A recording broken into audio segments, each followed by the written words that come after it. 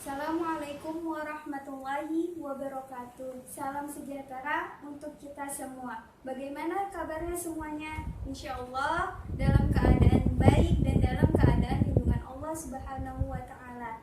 Saat masa pandemi ini kita masih diharuskan untuk belajar di rumah. Tapi kalian harus tetap semangat ya walaupun belajar di rumah. Ini demi kesehatan kita semua. Nah, di sini saya akan menjelaskan materi ekonomi tentang kebijakan moneter dan kebijakan fiskal. Poin-poin apa saja yang saya akan jelaskan dari kebijakan moneter dan kebijakan fiskal? Kebijakan moneter yang saya akan jelaskan yaitu yang pertama, pengertian kebijakan moneter. Yang kedua, tujuan kebijakan moneter. Dan yang ketiga, instrumen kebijakan moneter. Sedangkan untuk kebijakan fiskal, poin-poin yang saya akan jelaskan yang pertama itu pengertian kebijakan fiskal, yang kedua tujuan kebijakan fiskal, yang ketiga fungsi kebijakan fiskal, dan yang keempat instrumen kebijakan fiskal. Sebelum memasuki materi, saya akan menjelaskan terlebih dahulu peran pemerintah dan bank sentral. Peran pemerintah adalah untuk mengatur kestabilitas perekonomian negara.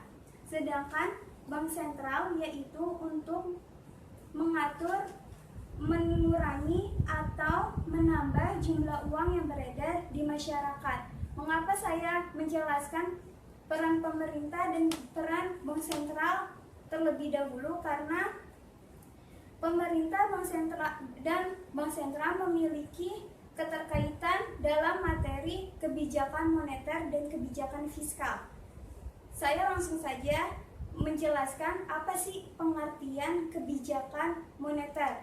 Kebijakan moneter adalah kebijakan pemerintah kepada bank sentral untuk mengurangi atau menambah jumlah uang yang beredar di masyarakat. Bank sentral adalah Bank Indonesia. Mengapa dipilih Bank Indonesia? Karena Bank Indonesia adalah lembaga kepercayaan pemerintah. Oleh karena itu, bank sentral yang mengatur jumlah uang yang beredar di masyarakat untuk mengurangi atau menambah jumlah uang yang beredar di masyarakat. Nah, selanjutnya saya akan menjelaskan tentang tujuan kebijakan moneter. Apa saja sih tujuan kebijakan moneter itu? Tujuan kebijakan moneter ada 4. Yang pertama itu menjaga kestabilitasan ekonomi. Perekonomian di suatu negara dikatakan stabil apabila arus perputaran uang berjalan dengan seimbang.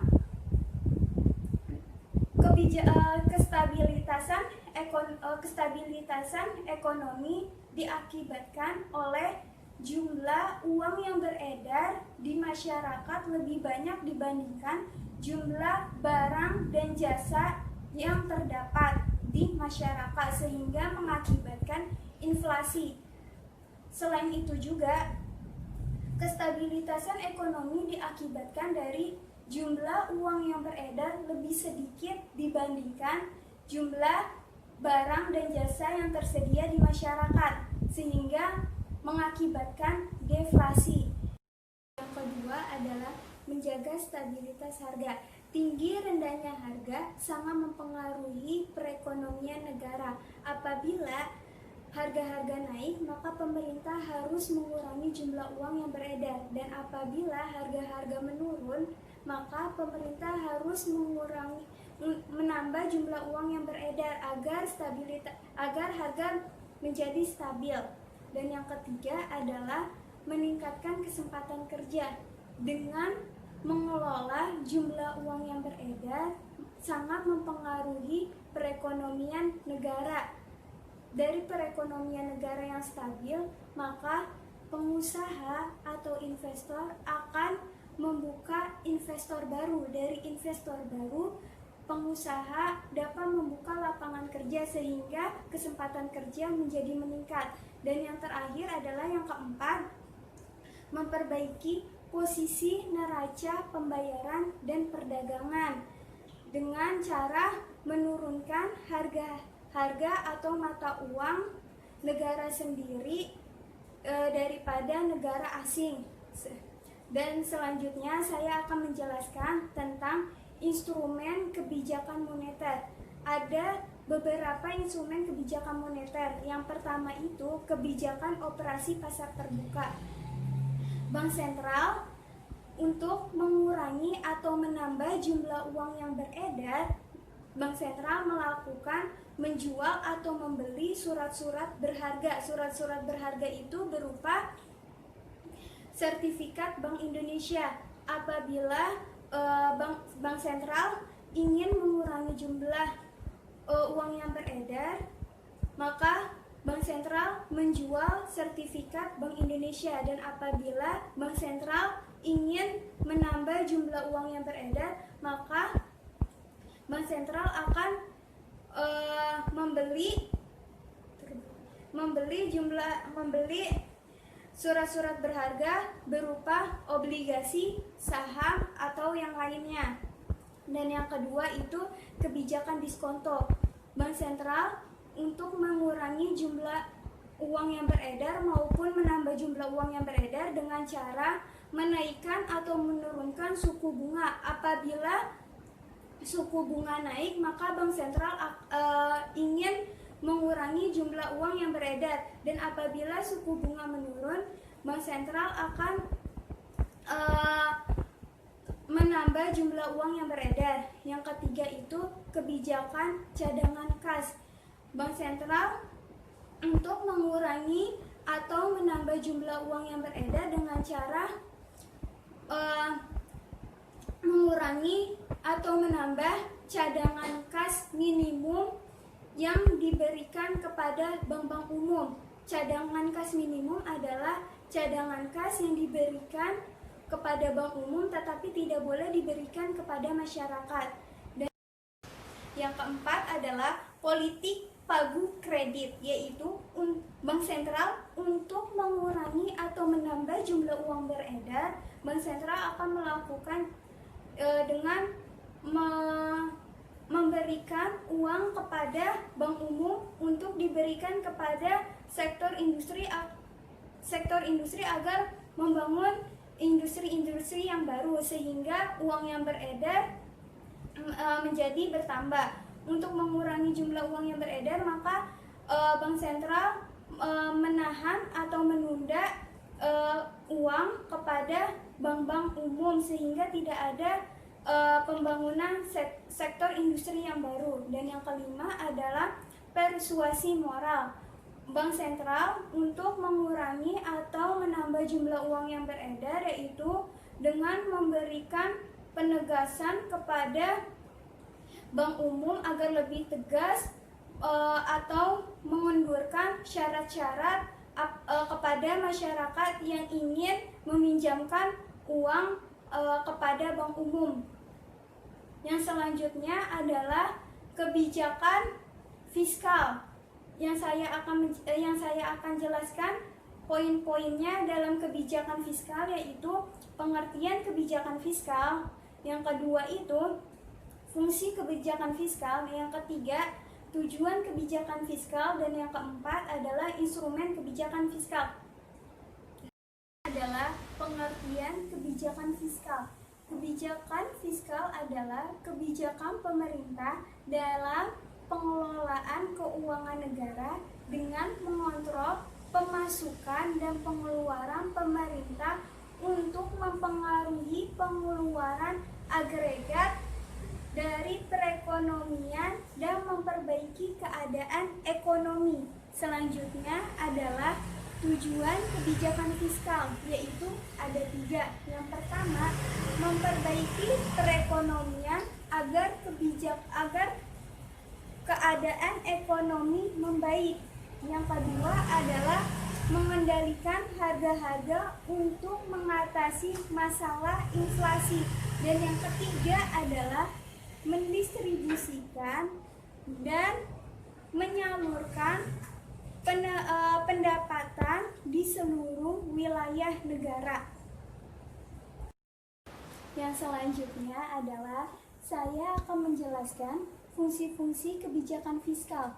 Fungsi-fungsi kebijakan fiskal adalah bagaimana mengatur alur pengelolaan pendapatan serta potensi tenaga kerja yang ada untuk meningkatkan perekonomian.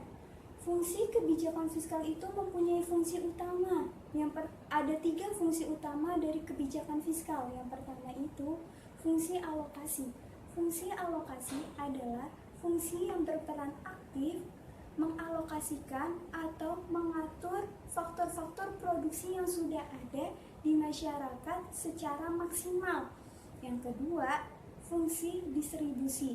Fungsi distribusi adalah fungsi yang dimulai dari sistem yang mengatur pembagian atau pemerataan hasil pendapatan negara. Yang ketiga, fungsi stabilitas. Apa itu fungsi stabilitas? Fungsi stabilitas adalah ada beberapa faktor-faktor yang dijaga agar tetap stabil suatu perekonomian negara, yaitu harga barang, kebutuhan pokok, pertumbuhan ekonomi, dan kesempatan kerja yang memadai.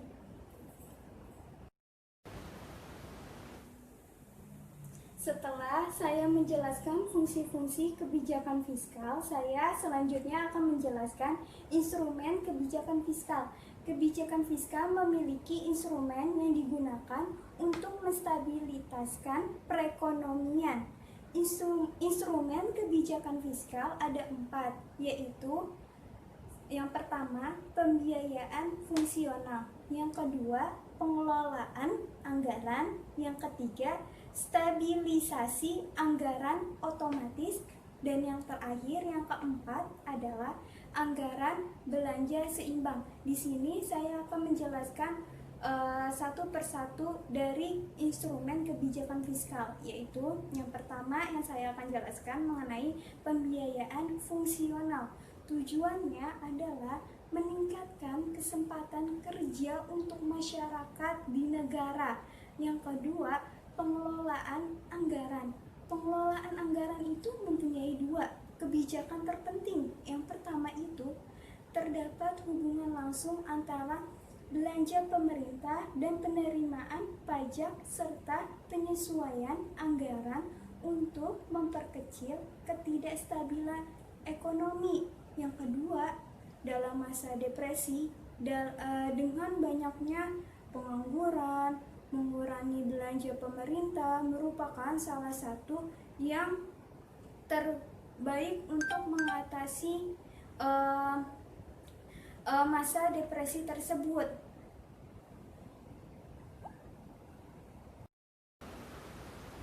Selanjutnya adalah yang ketiga, stabilitas anggaran otomatis. Dalam kebijakan ini, hal yang diterapkan adalah ada 2. Yang pertama itu, dalam periode kesempatan kerja penuh, pajak akan diusahakan surplus.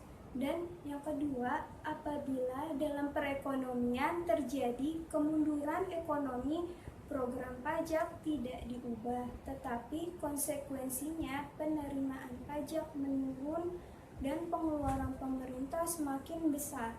Yang keempat, anggaran belanja seimbang. Beberapa cara yang dapat ditempuh negara dalam mencapai manfaat tertinggi dalam mengelola anggaran. Yang pertama itu anggaran berimbang, yang kedua anggaran surplus, yang ketiga adalah anggaran deflasi. Setelah saya menjelaskan instrumen kebijakan fiskal, saya akan menjelaskan dan menambahkan peran kebijakan fiskal. Kebijakan fiskal berperan mempengaruhi keadaan perekonomian agar berjalan dengan lebih baik. Caranya yaitu memperbesar atau memperkecil pengeluaran pemerintah, penerimaan pajak, dan jumlah transfer oleh pemerintah. Ada beberapa poin. ada 4, yaitu yang pertama, menurunkan tingkat inflasi. Untuk menurunkan tingkat inflasi dengan cara memperkecil pengeluaran pemerintah atau membatalkan proyek-proyek pemerintah yang telah direncanakan. Jadi maksudnya yaitu untuk memperkecil tingkat inflasi, yaitu pemerintah harus membatalkan atau menunda proyek-proyek yang telah direncanakan sebelumnya sehingga inflasi itu tidak ada, sehingga inflasi itu tertunda. Dan yang kedua adalah meningkatkan. Setelah saya menjelaskan instrumen kebijakan fiskal, saya akan menambahkan beberapa peran kebijakan fiskal, yaitu kebijakan fiskal berperan mempengaruhi keadaan perekonomian agar berjalan dengan lebih baik dengan cara memperbesar ataupun memperkecil pengeluaran pemerintah, penerimaan pajak, dan jumlah transfer oleh pemerintah. Beberapa poin caranya yang harus dilakukan oleh pemerintah yaitu menurunkan tingkat inflasi. Untuk menurunkan tingkat inflasi dengan cara memperkecil pengeluaran pemerintah, dengan cara pemerintah menunda proyek-proyek yang telah direncanakan. Maksudnya, apabila ada proyek-proyek yang telah direncanakan oleh pemerintah sebelumnya untuk pembangunan suatu negara atau suatu daerah, maka pemerintah harus menundanya terlebih dahulu atau membatalkannya agar inflasi tidak terjadi. Apabila inflasi sudah terjadi, maka perekonomian negara tidak berjalan dengan lancar, tidak stabil, tidak seimbang. Dan yang kedua adalah meningkatkan produk domestik bruto dengan cara memperbesar pengeluaran pemerintah. Jadi apabila ingin meningkatkan produk domestik bruto itu, pemerintah harus harus memperbesar pengeluaran pemerintah dengan cara mengekspor barang-barang domestik. Dan yang ketiga adalah mengurangi tingkat pengangguran dengan cara membuka lapangan pekerjaan baru agar masyarakat bisa bekerja dan seluruh masyarakat itu bisa bekerja, tidak ada yang menganggur. Dan yang terakhir adalah meningkatkan pendapatan masyarakat. Dengan masyarakat yang bekerja, mempunyai pekerjaan, maka pendapatan masyarakat akan meningkat, sehingga dari pendapatan masyarakat yang meningkat itu pendapatan negara juga meningkat. Sekian pemaparan materi mengenai kebijakan moneter dan kebijakan fiskal yang telah saya sampaikan.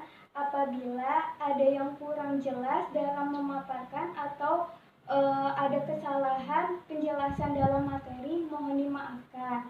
Karena kesalahan hanya milik manusia dan kesempurnaan hanya milik Allah. Dan apabila ada yang ingin bertanya mengenai kebijakan moneter maupun kebijakan fiskal, boleh komentar di kolom komentar dan jangan lupa like-nya ya. Sekian penjelasan dari saya. Wassalamualaikum warahmatullahi wabarakatuh.